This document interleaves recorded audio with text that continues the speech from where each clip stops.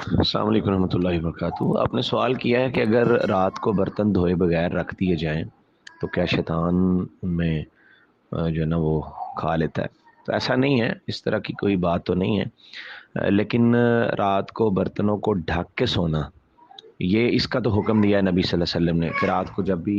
سونا ہے برتن ڈھک کے سو۔ نبی صلی اللہ علیہ وسلم نے فرمایا کوئی بھی ایسی چیز ہے جس میں کچھ کھانے کا پڑا ہوا ہے تو وہ برتن ہے اسے ڈھک دو۔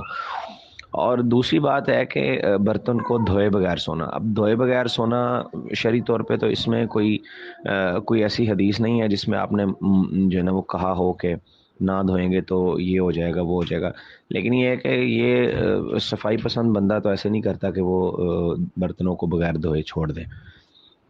تو اگر نہیں دھوئے گا تو اس میں بدبو پیدا ہو جائے گی، اور بھی جو ہے نا وہ جو مطلب گھر میں کچھ چیزیں نکل سکتی ہیں، جیسے کچھ چھپکلی وغیرہ یا چوہے وغیرہ، وہ بھی وہاں پہ آ کے وہ کھا سکتے ہیں، مطلب کوئی بھی نقصان ہو سکتا ہے۔ تو صفائی پسند بندہ تو ایسے نہیں کرتا، تو یہ شرن تو اس میں کوئی قباحت نہیں ہے، یعنی اس سے منع نہیں کیا گیا، لیکن صفائی کا ہمیں عمومی طور پہ حکم دیا گیا سب کو کہ صفائی نصف ایمان ہے، تو اس کو اگر دیکھا جائے تو برتنوں کو دھو کے سونا چاہیے۔